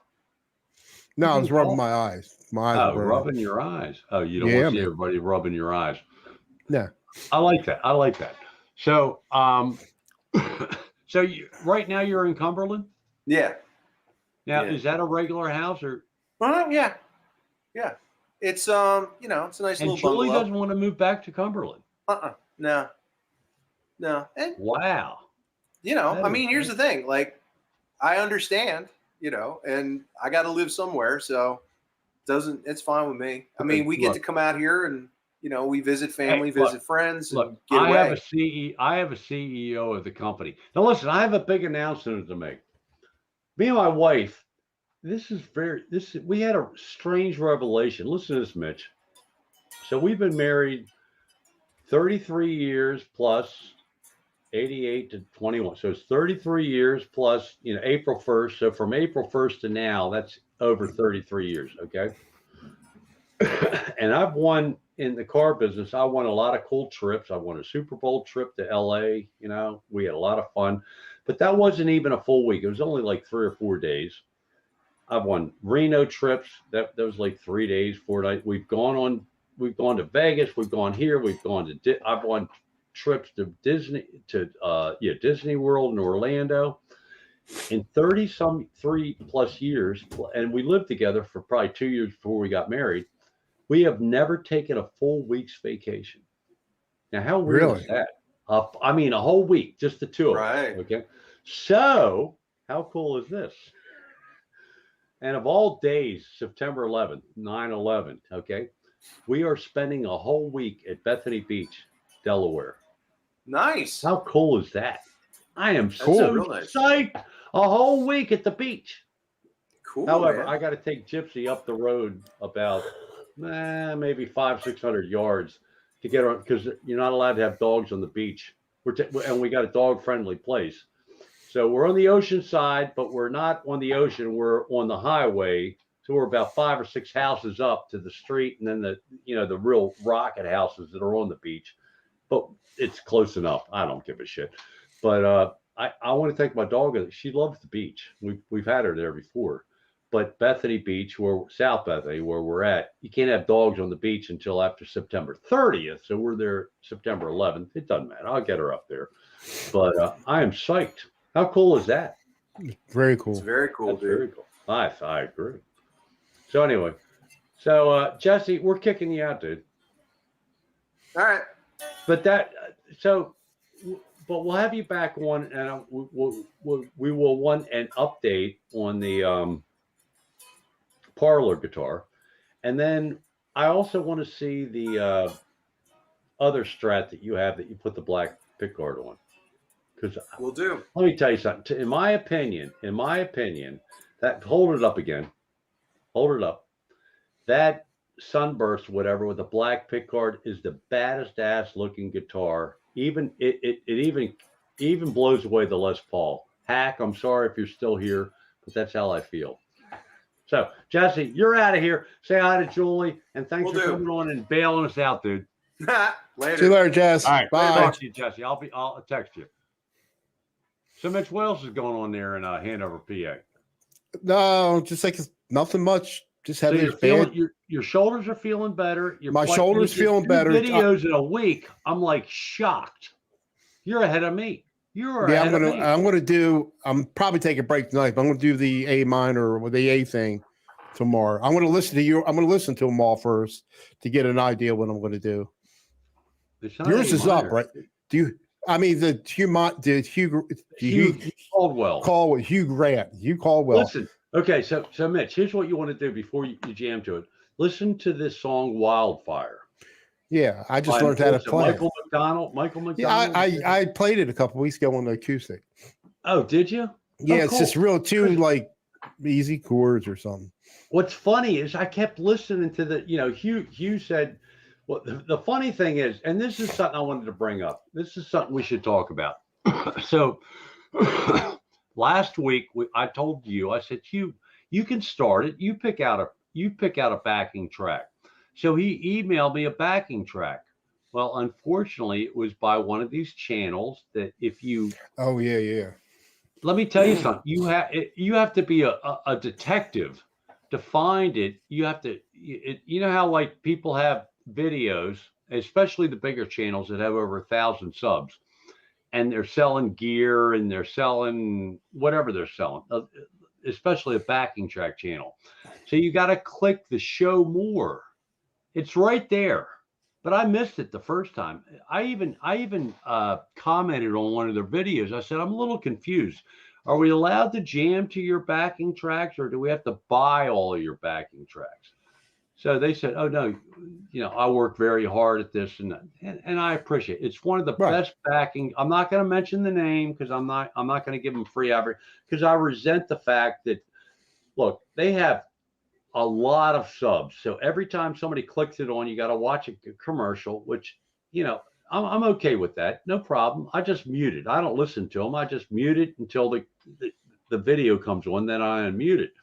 But they said, no, I work really hard on these. And yeah. So some of these channels you have to pay money to use their backing. They don't want you to use their backing tracks unless you buy their whole package. It might only be $10, but it's the principle of the thing. So I told Hugh, because Hugh did a very cool jam to this backing track, and this is one of the best backing track channels on YouTube. I said, Hugh, you can't use this channel unless you buy all their backing tracks. So Hugh took down his video. Oh, I didn't see that. And I went back and I looked at it. I said, oh, all of a sudden, and I missed the show more. It's so small. So you click the show more. You got to go to. It's like on your YouTube thing. It's this long before you get down there. It says you cannot use this proprietary baloney, whatever, unless you buy the whole package. It's like, so Hugh, make a long story short, Hugh took that down and then came up with this one. So I'm listening to it. I said, I know those two chords. It's only two chords. I'm like, yeah, two chords, 2 and 3 chord jams, right? So I can't remember. And Jesse texted me, or emailed me, I forget which. And he goes, those are wildfire chords. I said, that's the song. I knew these two chords. So anyway, Mitch, listen to Wildfire, Okay. and then you'll come, because Mitch is very meticulous about doing these things. He shouldn't be, but there's nothing wrong with that. You edit out stuff. How long did it take you to do the Joan Jett thing? I mean, once you finally really did it. Joan Jett. The last, the E minor. Oh, I call it the Joan Jett backing track. Oh yeah, it took me a while. It took me a while to get that. That was so cool how you. So the previous one that me and Hack did, that I think I picked it out, went first, then Hack went second, then Hugh went. I don't know if anybody else did it. Maybe did PJ? Did you do it? Because I've been going anyway. He might have. But it starts out with the three chords of the song Joan Jett, I Love Rock and Roll, which are cool chords. Dan, dan, dan, dan, dan, dan, and then it has a change, about 2 minutes into it. Well, what Mitch did when he did his take on it 3 weeks later, which doesn't matter when you do it, you just do it. Okay. But he started with the change instead of the beginning, which was very cool. And but Mitch, nailed it, dude. It's the same chords. The chords are in. I think same chords. They're basically the same. It was just done a little differently. They're done a little differently, but it's so cool how you did it. It's like I want to redo it again and do it that way, but I don't know how to edit. I don't edit my videos. I just turn on the Q8 and you get what you get. Clams, be damned, right? Yeah.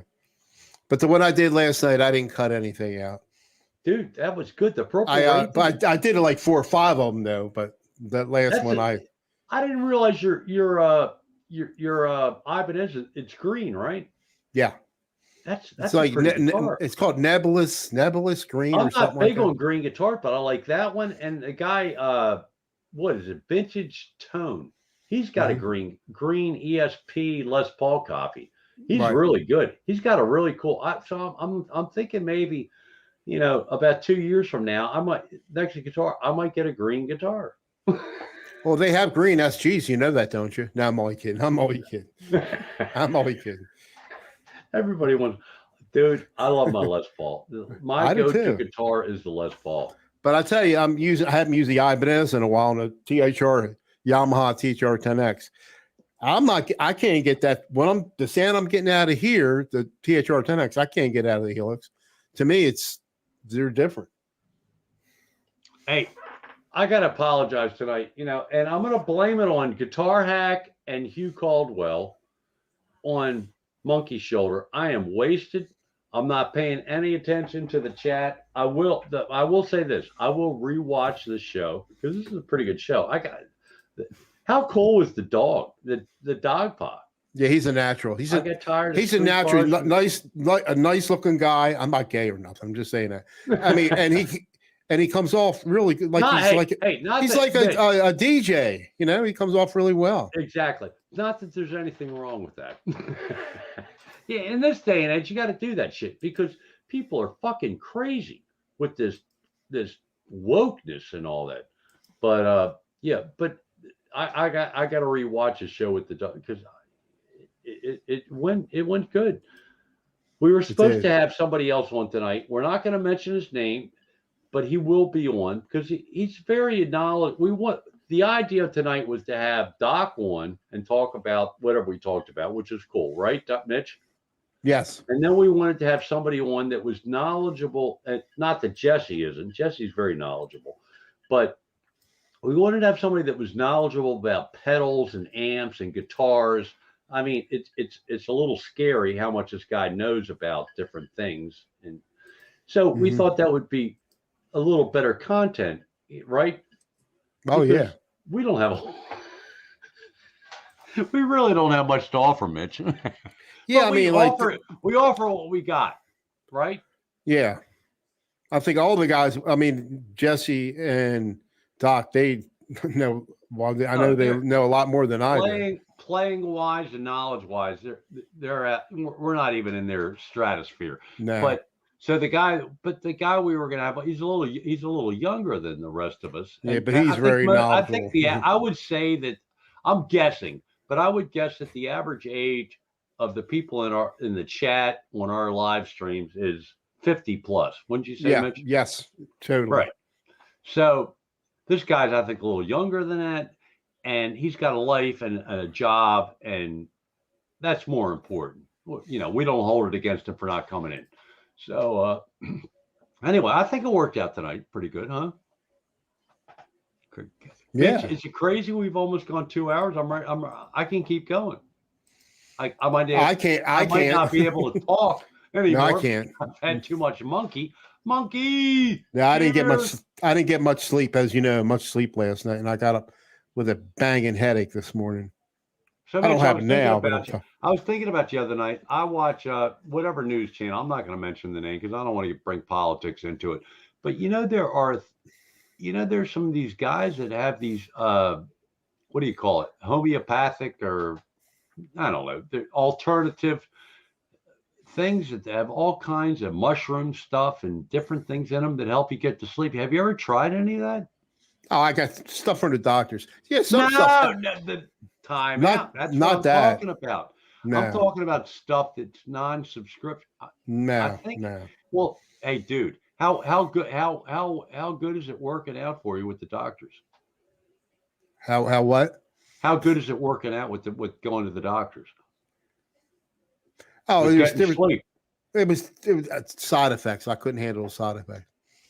Ambien helped me sleep, but it was too many side effects. Try some of the homeopathic, the stuff that isn't. Oh, I tried some over the counter stuff. What's that stuff called? Not over the counter. Do this. Melatonin. That didn't do them. Do some of these things. You know what? God damn it! I'm gonna buy the goddamn shit, and we're gonna hook up, and I'm gonna give it to you. It's not gonna hurt you. But it might work. And if it works, I'll feel like it's probably what you have in that bottle, right? Huh? It's probably what you have in that bottle, right? No.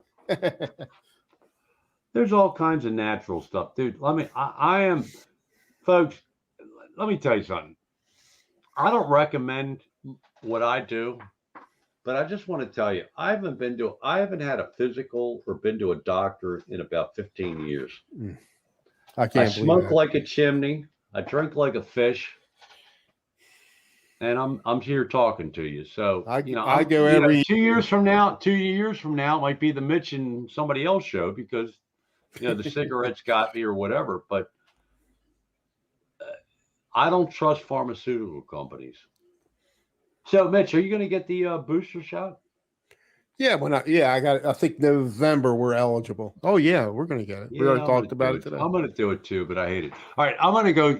Mitch, talk a little bit. What's going on? How's Skylar doing? She's doing quite fine. The storm's over. It's not doing anything now. I've completely ignored the chat. I can't do the chat. That's all right. It's fine. It's fine. Because we had guest day, and we're gonna have to call it because I got to take her out. Okay.